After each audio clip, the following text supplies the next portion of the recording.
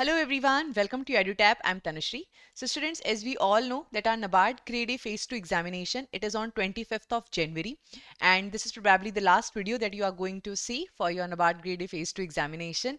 This journey till now, it was very exciting, very insightful for me also as a mentor that we have come till NABARD Grade A Phase 2 exam, and I hope this was insightful for you also. Now students, in this particular video, for the last time we are going to see that in last 1 or 2 days what is something that you can do, because right now you might be going through a lot of feelings, right?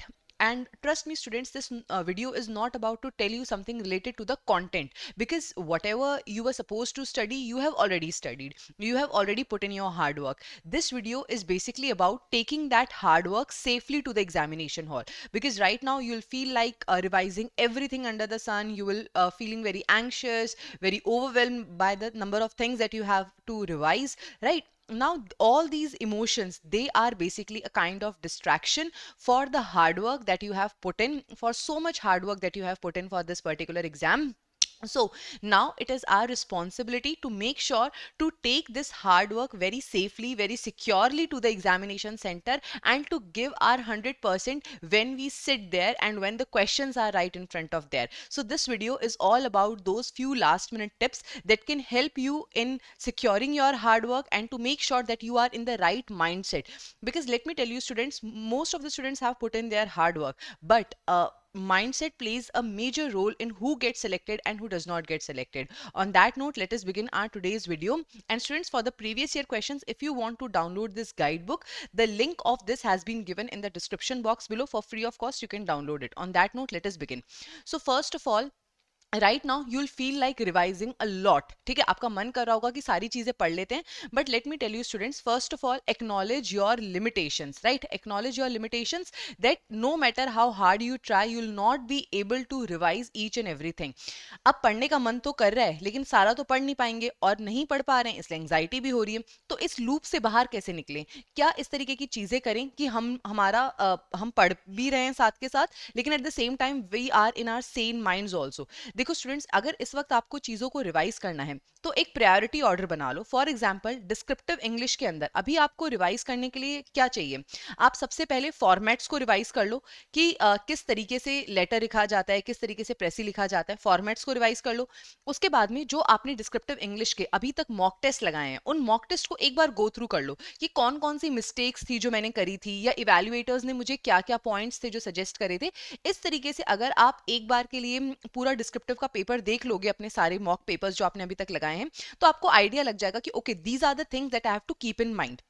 All right, so this is what you have to do as far as the descriptive English is concern. इससे ज्यादा कुछ मत करना.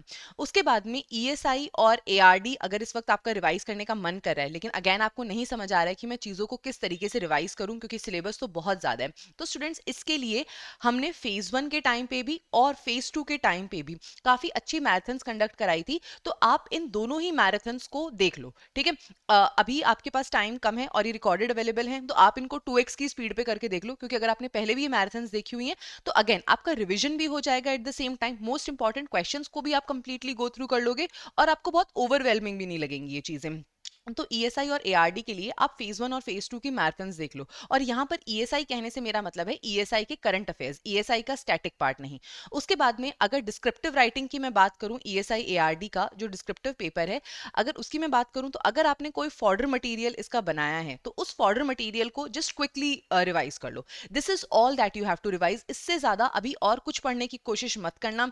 Magazines उठा के पढ़ना या किसी नए सोर्स को रेफर करना या पूरी पूरी बुक्स को रेफर करना, ये रिवीजन अभी आप नहीं कर पाओगे. इससे खाली आपको एक ओवरवेलमिंग फीलिंग होगी कि यार चीजें बहुत ज्यादा हैं, मुझसे हो नहीं रहा है, मैं भूल नहीं गई हूँ. ये सारी चीजें आपके दिमाग में इस वक्त आएंगी. Please just shut these thoughts away, क्योंकि इनकी कोई जरूरत नहीं है. आप बस इन चीजों पे अपना फोकस रखो. इसके अलावा अगर ये रिवीजन भी अगर आपको लग रहा है कि नहीं यार ये भी बहुत ज्यादा है, इतना भी टाइम नहीं है, तो आप प्रीवियस ईयर क्वेश्चंस को देख लो. That's it. 2021 से लेकर के 2024 तक के जो भी हमारे प्रीवियस ईयर क्वेश्चंस हैं उनको आप देख लो. Again that will help you in knowing कि अच्छा इस तरीके का क्वेश्चन पूछा जाएगा, इसका मैं ये आंसर लिखूंगी, ठीक है. इस तरीके से अपने दिमाग में एक मेंटल फ्रेमवर्क बना लो डिस्क्रिप्टिव का, तो एटलीस्ट. तो again that is going to be very helpful for you. तो पढ़ाई से रिलेटेड तो बस यही दो चीजें थी, क्योंकि इस वक्त आपका पढ़ने का मन बहुत कर रहा होगा लेकिन आपको समझ में नहीं आ रहा कि क्या चीजें पढ़नी है, कैसे पढ़नी है। So this is what you can do. Lastly students, spend time with your family. जितना ज्यादा हो सके अपनी फैमिली के साथ टाइम स्पेंड करो, ठीक है। क्योंकि अगेन इस वक्त आपको जो एंग्जाइटी फील हो रही है या आपको लग रहा है कि I have not done enough, so students let me tell you that you have done your enough. आप जितनी मेहनत कर सकते थे आपने वो सारी मेहनत करी है। You have given your 100% and now it's the time to celebrate it. आपका रिजल्ट क्या होगा उसको आप बाद में सेलिब्रेट कर लेना, लेकिन अभी अपने हार्डवर्क को भी सेलिब्रेट करो। तो अगर बहुत ज्यादा एंग्शियस हो रहा है, नहीं पढ़ाई की जा रही, इट्स ओके, किताबें बंद करके साइड में रखो और अपनी फैमिली के साथ टाइम स्पेंड करो। Just keep your self positive, just keep your self chill, ठीक है। थोड़ा आराम से रहो, बहुत ज्यादा स्ट्रेस लेने की जरूरत नहीं है। और कुछ ऐसी मिस्टेक्स जो आपने अवॉइड करनी है फेज 2 के पेपर को अटेम्प्ट करते वक्त, या जब आप फेज 2 के पेपर को देने जा रहे हो, तो उनका भी प्लीज यहाँ पर ध्यान रखना। सबसे पहली बात, पैनिक मत करना। देखो स्टूडेंट्स, हर साल एग्जाम के अंदर कुछ ना कुछ ऐसे क्वेश्चन जरूर आते हैं जो कि बहुत डिफिकल्ट होते हैं, जो बहुत ही ज्यादा आउट ऑफ बॉक्स होते हैं। उन क्वेश्चंस को देख के पैनिक मत करना। अगर आपने अपना पूरा हार्डवर्क किया है, अगर आपने अपना पूरा 100% दिया है, और फिर भी कोई क्वेश्चन ऐसा आ जाता है जो बहुत मुश्किल है या जो आपको लगता है पता नहीं ये कहाँ से आए, ट्रस्ट मी स्टूडेंट्स, वो क्वेश्चन हर बच्चे के लिए डिफिकल्ट है। और वो क्वेश्चन जो है वो कट ऑफ को डिसाइड भी नहीं करेगा। कट ऑफ वो क्वेश्चंस डिसाइड करते हैं जो सबको आते हैं और आपने फिर गलत कर दिए। तो वहां पर पैनिक मत करना, पैनिक की वजह से अपनी मेहनत को खराब मत करना। आराम से चिल करो। अगर कोई क्वेश्चन आपको लग रहा है कि यार ये तो बहुत ही ज्यादा अजीब सा क्वेश्चन आ गया, कभी पढ़ा नहीं है, शांति से बैठ के उसके अंदर ना दो ही चीजें हो सकती हैं और उन दोनों चीजों के बारे में सोचना। उस क्वेश्चन को रीड करके या उसके जो टर्म्स गिवन है उन टर्म्स को उनका कोई मीनिंग निकाल करके, या आपकी जो एग्जिस्टिंग नॉलेज है उसके बेसिस पे अगर आप कोई गेस वर्क कर पा रहे हो, ठीक है, कि यार ये हो सकता है, तो आप उस क्वेश्चन का वो गेस वर्क कर लेना। लेकिन अगर आपको लग रहा है कि यार ये बिल्कुल फैक्चुअल क्वेश्चन है और मुझे इसका कोई आइडिया नहीं है, तो स्टूडेंट्स उस क्वेश्चन को छोड़ देना। वहां पर नेगेटिव मार्किंग मत वाली गलती मत करना, ठीक है।